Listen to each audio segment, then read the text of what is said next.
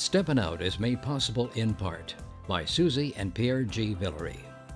It happens here each week. We step out and enjoy our region's events and rich culture. We are proud to support WYES. Roll camera. The American Italian Cultural Center and Museum on South Peters in New Orleans offers event venue space, Italian language classes, dual citizenship and translation services, seminars, genealogy, and trips to Italy. Ciao! AmericanItalianCulturalCenter.com. This program is brought to you in part by the Eugenie and Joseph Jones Family Foundation, a local foundation proud to support education, the arts, and culture in the greater New Orleans area.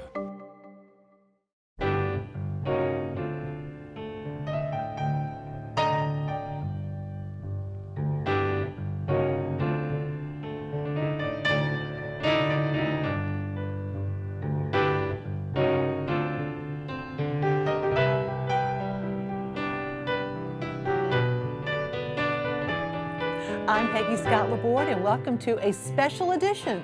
We'll focus exclusively on the current New Orleans dining scene. Joining me, Poppy Tooker, host of Louisiana Eats on WWNO Radio. Hello, Poppy. Hello, Peg. And Ian McNulty, food writer for the Times-Picayune, the New Orleans Advocate. Welcome back. Thanks, Good to see you. Thanks for having me. Hello. It's great to be here with you. Absolutely. Poppy, you've got some local culinary success stories. Well, you know, I've just spent a lot of time thinking about how people restaurant these days. How do you get into the business? And it used to be you had to get backers, you had to raise all this money, and over the last 10 plus years, things have changed. And I thought all the way back to 2011 when food trucks were a scandal. And you had to fight City Hall to have a food truck. And of course, La Cocinita, and that was Rachel Angulo, she is the one who really shepherded that, fighting City Hall and getting that law finally passed in 2013 that allowed food trucks to become commonplace all across the city. And so that has been one way that people have stepped up into bricks and mortar, off their food truck. And it just tickles me when I drive down Octavia and I see Taco Loco, because their truck's sitting outside, there's the restaurant that where they are now, and I just think that there's the success story all told in one picture. And of course, that's Alex and Mary Beth Castillo, and that's where the flaming torch used to be a long time ago. Of course. Remember that? Yes, absolutely. And then another way that's less expensive than getting a food truck is, of course, doing pop-ups.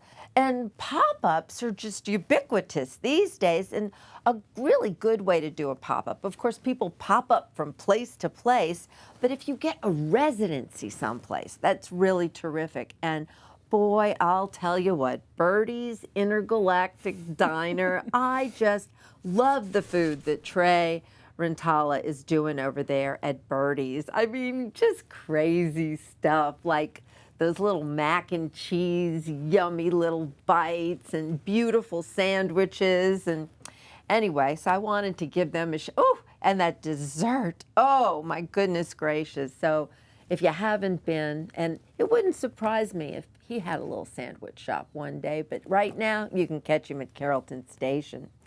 And a big success, of course, has been Flower Moon Bagels.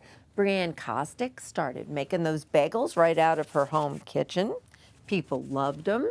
Next thing you know, she was popping up at Coffee Science's Sunday Market when they had it on Sundays. And that's been another sort of entry-level way into restaurants, is the farmers markets, and like at Coffee Science, that little market. But now they're on Lafitte Greenway, and I'll tell you what, that's the place for bagels. Now, another really interesting thing to me is Sophina Young at Mr. Mao. Now, obviously, she's not a pop-up. She has her own bricks and mortar business, and it's been a very successful business.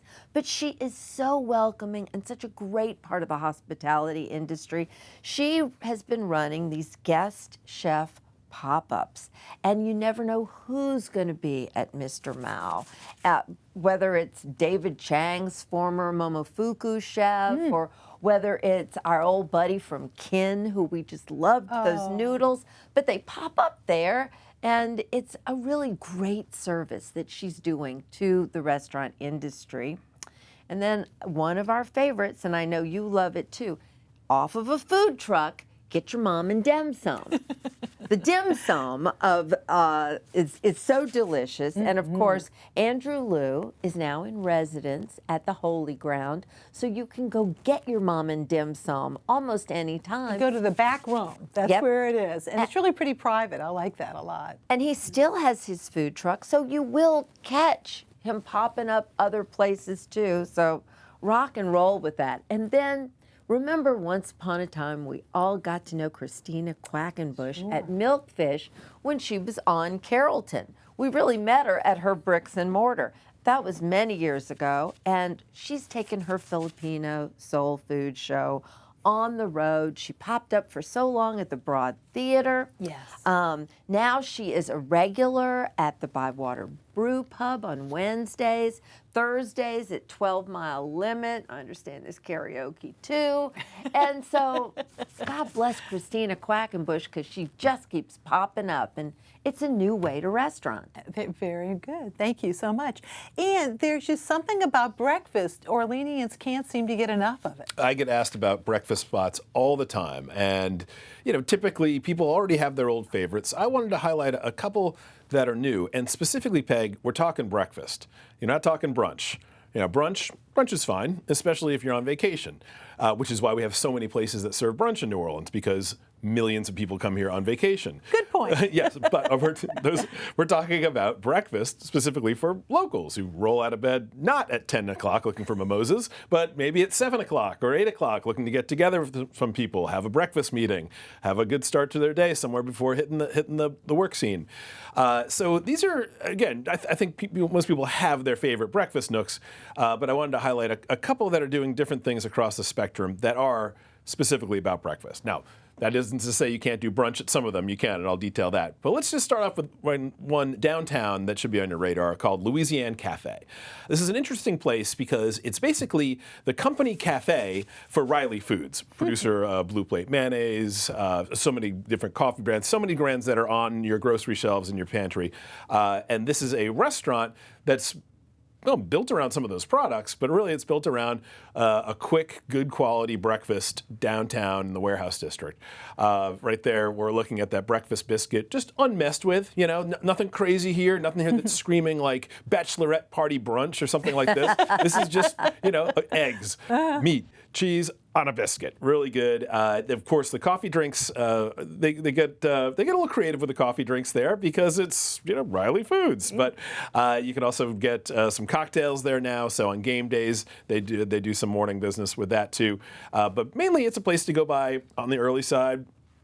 There's plenty of room, nice, straightforward flavors, order at the counter, easy as can be. Easy is also very important with breakfast, I find. You know, that's another thing that differentiates it from brunch. You don't have a line. It's not this big show, big song and dance. It's get breakfast, get out. District All Day Delicious is another one along these lines. This is also downtown. This is related to the District Donuts Sliders and Brew brand, which has a couple locations around town. This is more of a grown-up restaurant version. It feels to me like a diner that's been modernized. And there's a full menu, big sit-down booths, a couple stools up front. Of course, they have their crazy creative donuts, but also you can get a plate of pancakes. You can get a sandwich at lunch, so it serves that flex roll. And it's right downtown. I often get asked about where to go for breakfast downtown because, you know, people starting the day having breakfast meetings, that sort of thing. But also for game day, remember, this is right on the steps, basically, of the Superdome and the Smoothie King Arena. So if you have some events that you're going to down there, you can get an early start, a Saints game, per se. That's a good one to keep in your quiver. Also a full bar there. So, you know, grab and go drinks. Now let's go over to the West Bank. Dough Winners Bakery. This is one of my favorite names for a restaurant that's come along in a while. It requires a slight explanation. The Winners part of it is from the Vietnamese name Win, which is basically Smith. Every other person I meet from the Vietnamese community around New Orleans is named Win, and so they're having a little fun with it as the Dough Winners Bakery. This opened in downtown Gretna, the old part of Gretna there. just earlier in 2023. They'd already been known for their king cakes that they sold at some of the other family businesses like Tauntaun, Huey P's Pizza.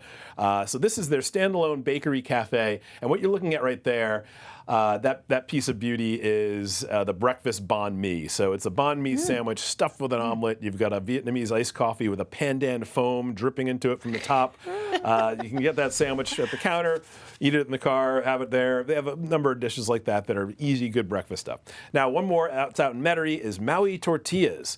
This is a place that, to your point, Poppy, how does one restaurant? This started off as a tortilla factory, but during the pandemic, they shifted to become a restaurant also, in addition to producing tortillas.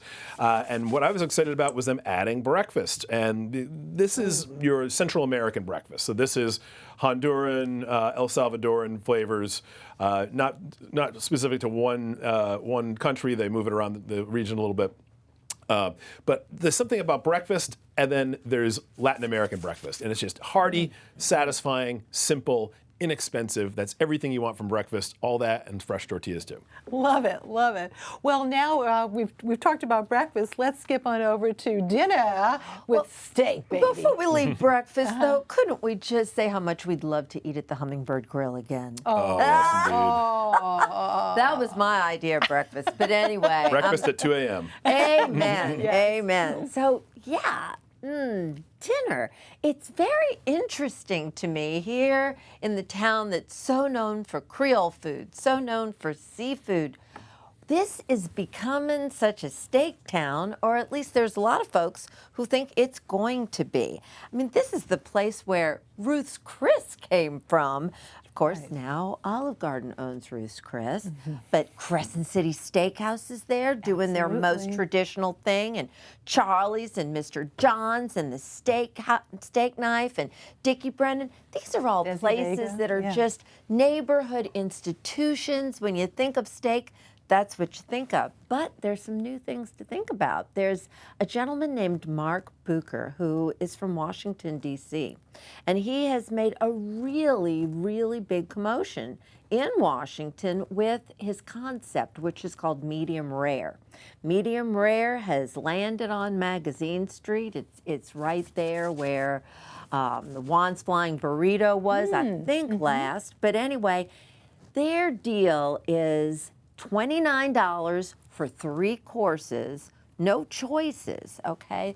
This is a special cut of steak that they do that you order it how you like it, medium rare, well rare. It comes with a sauce. It comes with, you have a salad to start with, and then there's some delicious desserts. Their French fries are really a big deal. And it's a $29 steak dinner, and you get seconds. It's very interesting. And before we go on to steak, I have to mention that also at medium rare, they're doing a prefix brunch, and it's $31.95 for 2 courses, but you get bottomless Bloody Marys, screwdrivers, and mimosas. Oh, my. And you know, more people, including my buddy Dickie Brennan, has said, Mark, do you know how people in New Orleans drink? You think you're really going to be able to do this? So anyway, so that's something new from out of town. And then something brand new, we've never had anything quite like this before, is on St. Charles Avenue, Gaia. And Gaia is being billed as a new age steakhouse. And their big gig is Wagyu. It's all A5, which is the highest quality, plus, and the prices there range from a $29 burger to a Wagyu tenderloin at $270 on the menu. And that is before they coat it in the gold leaf, because that's one of their big gigs. So, and then something that's coming in 2024. It already exists in Denver. A5, that's of course the indication that's the highest quality steak. There's a steakhouse in Denver called A5 that is operated by a group called the Culinary Creative Group. Well, Billy Blatty, our very own, has joined forces with them. These people in Denver, they've got 22 concepts. And so, of course, he just opened Mr. Oso here with them. And Sophia is becoming part of that group also. But coming in 2024 is an A5 Denver-style steakhouse coming to New Orleans. Oh, my. So he says that there's going to be Asian sides like we've never had before. It'll be very casual. He's encouraging everyone to come in their shorts and have meatloaf at the bar if you'd like. So anyway, remains to be seen, but lots to see in the meat department. Absolutely. And now, though, let's move over to some seafood with oysters. Oysters, yeah. We're talking about a specific type of oyster today, Peggy. You know, when I was first learning about Louisiana food, if you said, brought up oysters, it usually came in two ways, raw in the half shell or cooked somehow. Well, the oysters I'm talking about now are coming in all different varieties and all different names, and they're all in the half shell. These are raw oysters that are being cultivated. So they're being harvested and grown in a different way from the traditional reef-grown oyster that has always been the hallmark of the Gulf Coast oyster and all of its abundance and big size and burly, salty, and I love them. And those are the oysters that I learned to love. But these are oysters, they come by different names. Sometimes they're called specialty oysters. Sometimes they're called place-based oysters. But they're a commonplace around the country. If you travel to the East Coast or West Coast, you go to an oyster bar and you have a range of different oysters with different names attached to them. And that indicates generally where they're from, the specific waterway that produced them, or maybe the farm that produced them. But they're as specific as any brand of cheese might be from a different pasture or a different producer. And that's a good comparison because they come across with very different flavors and textures and pleasures. And again, they're distinct from our traditional reef-raised Louisiana oysters, but increasingly, these are coming from Louisiana waters. And so I wanted to highlight a few places that are doing that now. Right now, if you go to any of these places I mentioned, you'll probably find oysters from the West Coast and the East Coast, but also a significant number from the Gulf Coast and especially from Grand Isle. There's a number of operations there that are growing them in those enclosures that you see lining the surface of the water. Just a really different way to produce the oysters. And significantly, these hold up throughout the year. I eat oysters, reef oysters all year round too. The R-month myth is out the door, but there's no doubt that those traditional oysters are at their best in the colder weather. These oysters, the way that they're grown, the high salinity of them, it's just they're consistent and good year round no matter what. Now, where are you going to find some of these? Sidecar Patio and Oyster Bar is the best place to get this type of oyster right now because of the huge variety that they have. You can get oysters there from Grand Isle. You can get oysters there from Prince Edward Island, oysters there from Baja, Mexico. I mean, I've had them all around there. And what I love is the way that they cultivate the collection of oysters in a way that you can access them. There's long descriptions on the menu of what you might get from these different oysters, which can differ from shell to shell as differently as wines do bottle to bottle and valley to valley. And it's a really nice, casual, mostly outdoor patio setting there right in the warehouse district. And yeah, I know you also like Little Moon Oyster Farm, too. Huh? Little Moon is a good example of what we're talking about. Little Moon Oyster Farm is one of the many in Grand Isle that are producing these now. So yeah, if you see a name like that, that's a good example of what we're talking about. Great. Fives is a new place that opened on Jackson Square, very significant to me, in one of the Pentabla buildings. So what could be tourist central, and mostly is tourist central, actually has an oyster bar there that locals should care about and want to go to and mark on their list. This is on the lower Pentabla building, like downriver, right? And it's a sister property to the Columns Hotel, which got a redo recently. And so when you walk in, it is really just a bar. Great cocktails, a couple cold dishes, a couple salads, and then oysters. East Coast, West Coast, and again, significantly, Gulf Coast, a lot of Grand Isle oysters running through there too. Pesh Seafood Grill has been doing this for years. If you have any familiarity of this style of oyster around New Orleans, this might have been one of the places where you first learned about it. Certainly it was for me. And they have a really strong oyster program rolling there, again, with great sourcing, really good relationships with their suppliers. A newer addition on that front, Pigeon and Whale, opened on the Restaurant Row in Ferret Street over the summer. And they're specializing in seafood traditions from other places. The lobster roll from New England. They've got mussels on the menu that are char grilled, like the way that we do oysters here, which are delicious. But also the oyster bar is very strong in its variety. And this is a place where, again, you can taste through different types of oysters in a single seating at the bar. Now, one more I wanted to bring up, and this was maybe the wild card, because you might not be expecting to find specialty oysters at a place like this, but Cooter Brown's. It's the long-running tavern and bar at the end of the river bend there. Great place to watch football. Really nice bar, great bar food, and it's long been an oasis for oysters, served late until midnight. Only more recently, this fall, have they added these cultivated oysters. So you can get your St. Bernard style reef rock oysters there, but also a range of maybe 3 or 4 different oysters from other waters, most of them around the Gulf Coast. And why is this happening? Well, not a surprise once I put it together. Same owners as Sidecar, that one that we mentioned right at the top. Okay. And so they're bringing some of that expertise over to Cooter Brown's for a little more casual and even late night go at it. Very good. And now let's move over, though, staying with a little seafood, sushi. Yeah, more raw seafood. I've been calling this a golden age for sushi in New Orleans, Peg. And I'm going to show you a few reasons why I say that. I mean, I think New Orleans has long been a good city for sushi, even though we're not a Los Angeles or New York. We don't have a huge Japanese population. We don't have a lot of travelers from those areas that are coming in.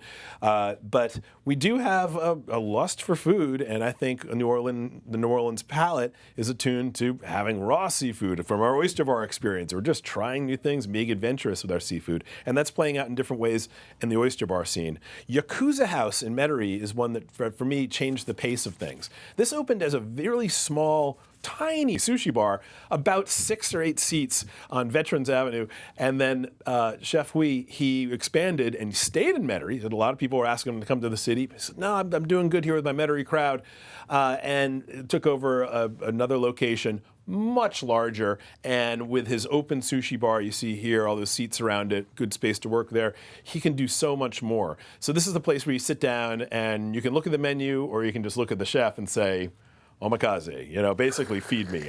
Tell me what's the best, what's good, what are you doing?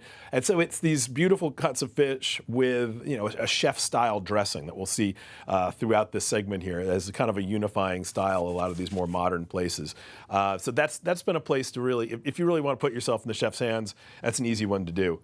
On the other end of the spectrum is Sukiban. This is a new place on Oak Street, and the reason I say it's different is because it's so small and so particular. It really is, it's an izakaya, is what Chef Jackie would tell you, which in Japan is a type of tavern that's typically very focused on just a few things. It's so Japanese. They're not trying to offer everything under the moon like a TGI Fridays menu. This is not a place to get a California roll or your tempura udon dish. This is a place to, again, put yourself in the chef's hands, but a very limited palette, and it shows you the possibilities within the frame. Here's uni and a hand roll. Hand rolls are big here. They'll have 1 or 2 different types of sashimi, perhaps, a few dishes done up as sides, only a couple wines to choose from. Again, it's a place where this is a 16-seat sushi bar where you're going for what the chef is presenting, and the sourcing is exquisite. Everything from the seafood she's getting in to the nori, to the seaweed that wraps those hand rolls, is just really special. Now, we talked about omakase. The omakase is built into the name of this next one, Seijei's Omakase. Chef Seijei is a long familiar face on the New Orleans sushi scene, and he finally has his own place. Well, it's actually a restaurant within a restaurant.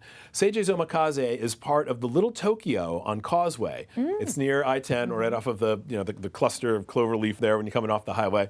But there's a big sign out front and a small room in the back that is all about Chef Seijei. And so this is a place to do omakase. You can also order off the menu, a la carte style, and it's going to be different either way you do that from the sort of everyday sushi that's being served at Little Tokyo. Nothing wrong with that, but that's a come one, come all, family-friendly, please everybody kind of sushi place. This is a much more traditional, much more Japanese experience and expression of sushi. It'll change from visit to visit, and just exquisite pieces that'll put together there, depending on what you like, or if you just say, feed me, which is the way that I recommend it in particular to do. Now, I was really curious about this next one because Chef Seijei was the long-running chef at Shogun. Now, Shogun's the oldest sushi restaurant in the area. It's also huge. You walk in, and it's hibachi tables up front and big family dining, and, that's fun, too. It really is.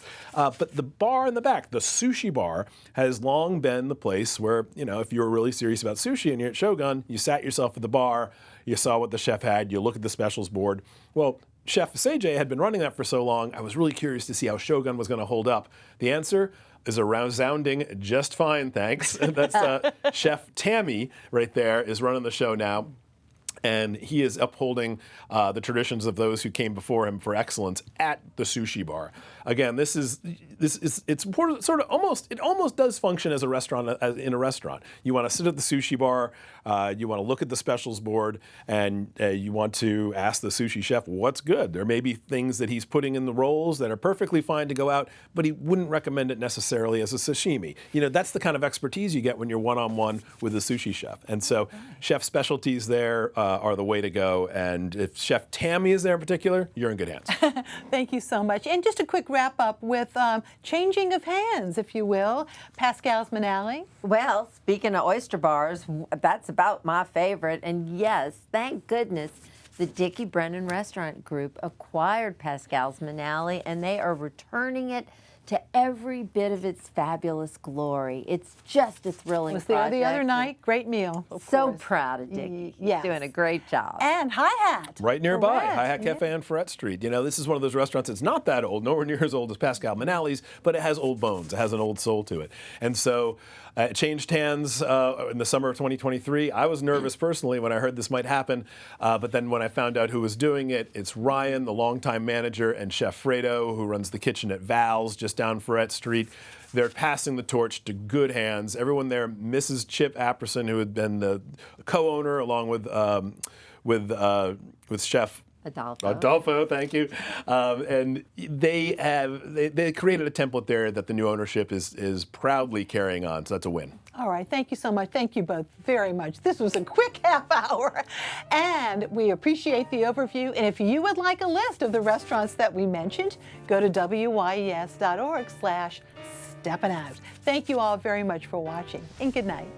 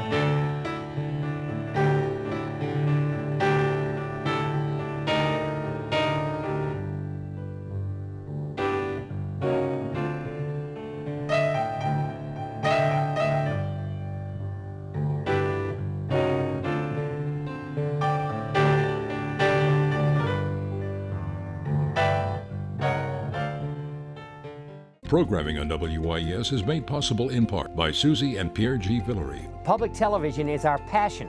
With so much content that WYES broadcasts and presents online, we are quite entertained and highly informed. Please join us in supporting WYES. The American Italian Cultural Center and Museum on South Peters in New Orleans offers event venue space, Italian language classes, dual citizenship and translation services, seminars, genealogy, and trips to Italy. Ciao, AmericanItalianCulturalCenter.com. This program is brought to you in part by the Eugenie and Joseph Jones Family Foundation, a local foundation proud to support education, the arts, and culture in the greater New Orleans area.